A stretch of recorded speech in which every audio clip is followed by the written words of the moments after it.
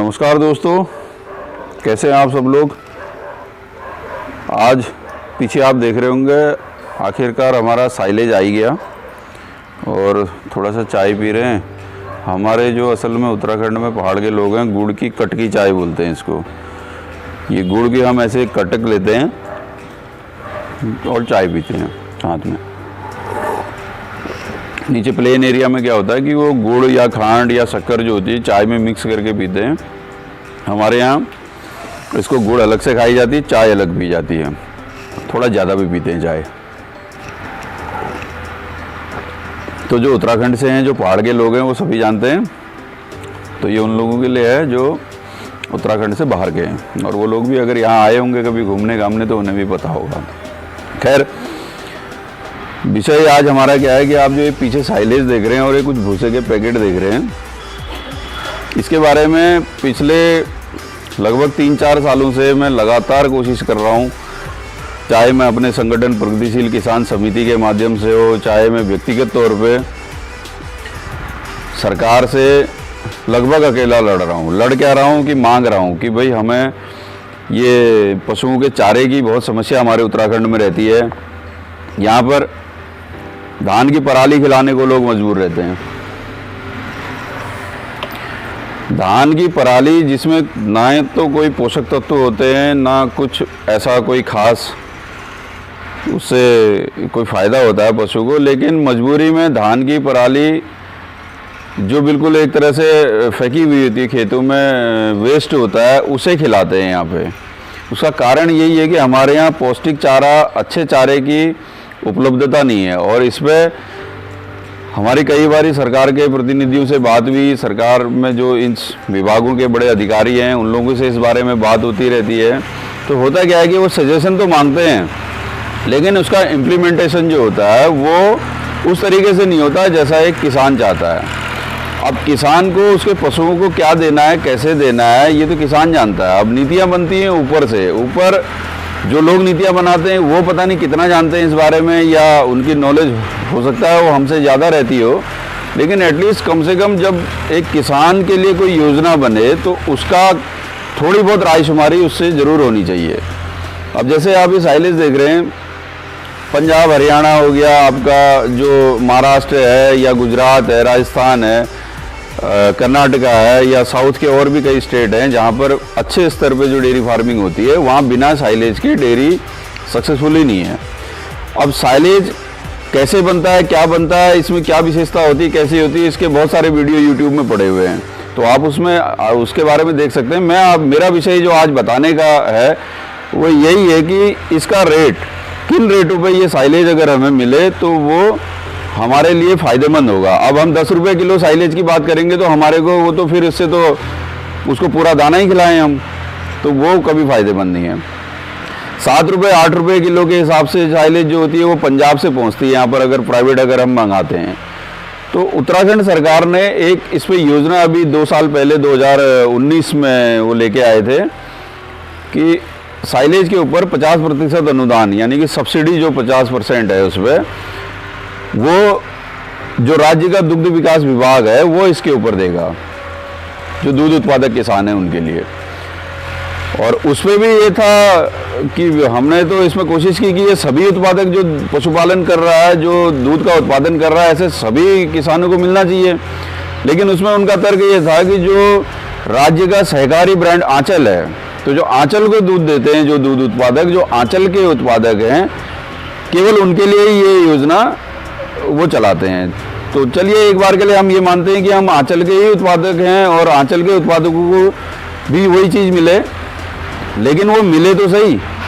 तो पीछे हमने काफ़ी इसमें मंगाया, काफ़ी साइलेज हमने खिलाया भी, आया भी हमारे पास। हालांकि वो सब्सिडी अभी तक नहीं आई है, 1 साल पुरानी, 6 महीने पुरानी, वो विषय अलग है, वो आएगा। हम कहीं ना कहीं जब इतना प्रयास कर रहे हैं तो अपनी सब्सिडी भी ले लेंगे। लेकिन आज मेरा कहने का मकसद जो है वो ना मैं किसी सरकार की बुराई कर रहा, ना मैं किसी अधिकारियों की या नेताओं की या किसी, मेरा विषय वो नहीं है। विषय ये है कि उत्पादक तो जागरूक हो।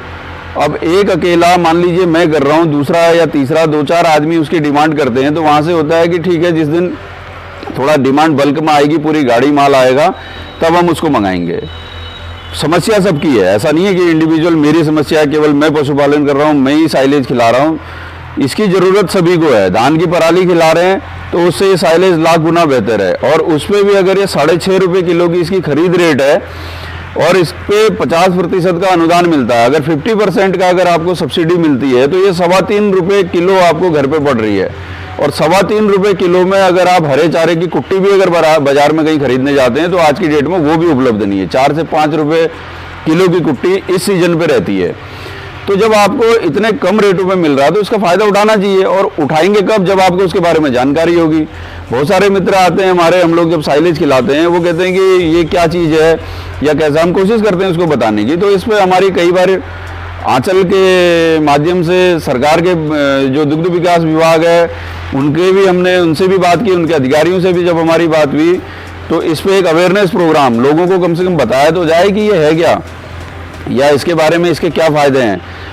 तो इसके लिए जागरूक होना किसको पड़ेगा? जो पशुपालन कर रहा है। कोई मुफ्त में आकर के कोई किसी को ऐसे नहीं देता, कोई किसी को ये नहीं है कि जब तक आप नहीं मांगेंगे, आप उसकी डिमांड नहीं करेंगे तो सरकारी योजनाएं अपने आप आपके घर तक कभी नहीं आएंगी।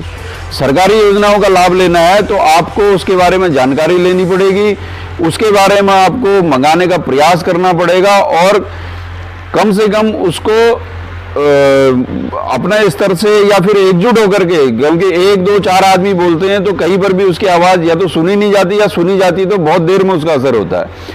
लेकिन यहाँ पर जब 100, 200, 500 आदमी अगर इकट्ठा बोलेंगे तो सरकार भी उसकी जिम्मेदारी बन जाती है कि इस काम को प्रायोरिटी में लेकर के उसको आप तक उपलब्ध कराए। तो यहाँ पर आप पहले इस चीज़ को समझिए कि साइलेज है क्या। वैसे तो ये जिम्मेदारी इनकी भी बनती थी कि अवेयरनेस प्रोग्राम चला करके या इस तरह से लोगों को बताया, तो ये कैंप लगा करके बता सकते हैं कि ये क्या चीज़ है, कैसा है। और अगर आप YouTube के माध्यम से इसे देख रहे हैं तो YouTube में बहुत सारे वीडियो हैं इसके ऊपर बने हुए, उसमें क्या न्यूट्रिशनल वैल्यू होती है। मक्के को जिस समय वो भुट्टे पे होता है उस स्टेज पे उसको काट लिया जाता है, और भुट्टे में भी जब दाना उस पर होता है उसको काट लिया जाता है, और उसकी कुट्टी कर करके बिल्कुल टाइट बंडल में, वैसे तो ये पिट में भी बनाते हैं गड्ढे में, जो बड़े फार्मर हैं वो अपनी साइलेज खुद से बनाते हैं क्योंकि ये थोड़ा सा कॉस्टली पड़ता है। ये रैपर लगा करके, ये जो फिल्म इसके ऊपर चढ़ी हुई है प्लास्टिक की, ये रैपिंग करना, ये जो बेल बनती है, इसका जो बेलर जो मशीन आती है वो बहुत कॉस्टली आती है, तो इसमें खर्चे बढ़ जाते हैं। लेकिन ये है कि छोटे फार्मर के लिए ये बहुत अच्छा है क्योंकि इसको कहीं पर भी हम रख सकते हैं।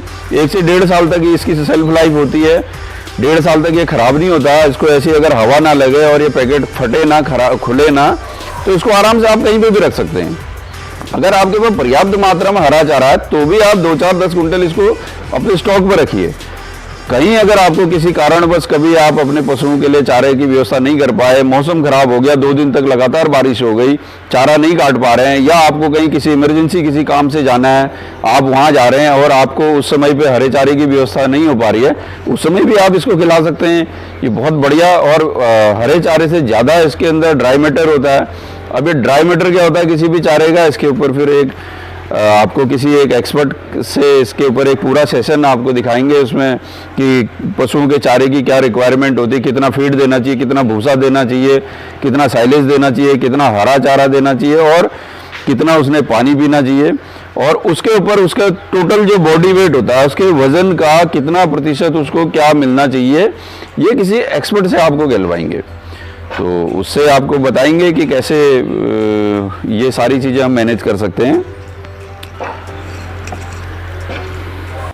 तो ये साइलेज है, ये इस तरह से मक्के की कुट्टी को काट करके इसको प्रिजर्व करके रखा जाता है।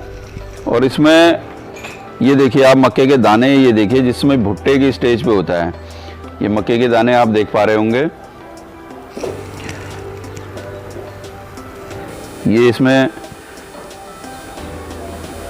जब भुट्टा लगा होता है और वो थोड़ा दूधिया स्टेज में आता है, जब हम उसके दाने को दबाते हैं तो हल्का सा जब उसका सफ़ेद वो दूध जैसा जब निकलने लगता है तो उस समय पे उस स्टेज पे इसको काट के रख लिया जाता है। तो देखिए जब इतना दाना इसमें होगा, ये देखिए ये मक्के के दाने मैं इसमें से ही छांट रहा हूँ,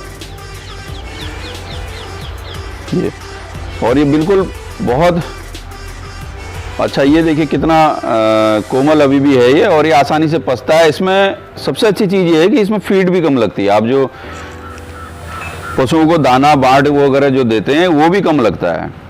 तो ये चीज़ गुणवत्ता की बात अलग हो गई, और इसकी उपलब्धता की बात भी ये है कि जब सरकार अगर उसको दे रही है तो मंगाना चाहिए, और उसको कम से कम कोशिश ये करें कि अधिक से अधिक, जैसे आपको पता है, मुझे पता है, मैं दूसरों को बता रहा हूँ, आपको मालूम है, आप भी औरों को बताइए इसके बारे में थोड़ा सा जागरूकता, क्योंकि सरकार से अगर कोई चीज़ मिल रही है ना तो वो हमारा हक है। अगर वो सब्सिडी अगर सरकार दे रही है तो वो कहीं ना कहीं हमारा हक है। हम भी समितियों में, अगर आंचल हो गया या कोई भी अपने स्टेट की किसी भी, आप अगर सहकारी समितियों में गवर्नमेंट का जो सहकारी ब्रांड है उसमें अगर आप दूध दे रहे हैं तो जाहिर सी बात है आप मार्केट से काफ़ी कम रेटों में आप दूध दे रहे हैं। वहाँ पे जब इतने कम रेटों में दूध दे रहे हैं तो ये, अगर आप सुविधाएं जो सरकार द्वारा जो दी जाती है उनका लाभ नहीं लेते तो फिर अब बेकार है, फिर डेयरी में आप कामयाब नहीं हो सकते जब तक इसकी पूरी सुविधाओं का अगर लाभ नहीं उठाते हैं तो इसके लिए आज बस इसी टॉपिक पर आपसे बातचीत करनी थी। वीडियो शायद थोड़ा सा लंबा हो गया, तो उसके लिए जो इंटरेस्टेड हैं या जिन्हें अच्छी लगी है जानकारी तो वो शायद पूरा देखा होगा उन्होंने, और देखना भी चाहिए, क्योंकि कुछ बातें ऐसी होती हैं कि ये 2-4 मिनट में पूरी नहीं होती। तो उसके लिए आपको कम से कम एटलीस्ट उस विषय को समझने के लिए थोड़ा समय लगता है, और जो इस विषय से जुड़े हुए हैं, जो पशुपालन कर रहे हैं, डेयरी कर रहे हैं, तो मैं समझता हूँ कि उनके लिए ठीक ठाक जानकारी मैं दे पा रहा हूँ। और बाकी तो YouTube में बहुत सारी जानकारियाँ आपके लिए उपलब्ध हैं इसकी क्वालिटी को लेकर के, और बाकी कैसे बनाते हैं, क्या बनाते हैं, वो सारी सब चीज़ें पड़ी हुई हैं। तो मेरा शुरुआत से ही यही बात रही है कि मैं कोई प्रोफेशनल यूट्यूबर नहीं हूँ, तो मैं आप जैसा ही एक छोटा किसान हूँ, और प्रैक्टिकली मैंने आपको पहले भी कहा है कि मैं जो भी हमारा सेटअप है, मैं अपने घर के पास ही, ज़्यादा इतना हमारे पास समय नहीं होता कि हम किसी और का बाहर जा कर के हम उसको कवर करें या कैसे। तो जो भी चीज़ें हैं, जो भी कंटेंट हमारे नज़र में ऐसा आता है कि उसे आप लोगों तक शेयर करना चाहिए, इसे बताना चाहिए, और थोड़ा सा अगर हम समझते हैं 2-4-10 लोगों में भी अगर इनको देख करके जागरूकता आ गई तो ये हमारे लिए बहुत है। तो यही हमारा प्रयास रहेगा। बाकी आप सभी लोगों से फिर किसी और विषय को लेकर के फिर आपसे मुखातिब होते हैं। नमस्कार।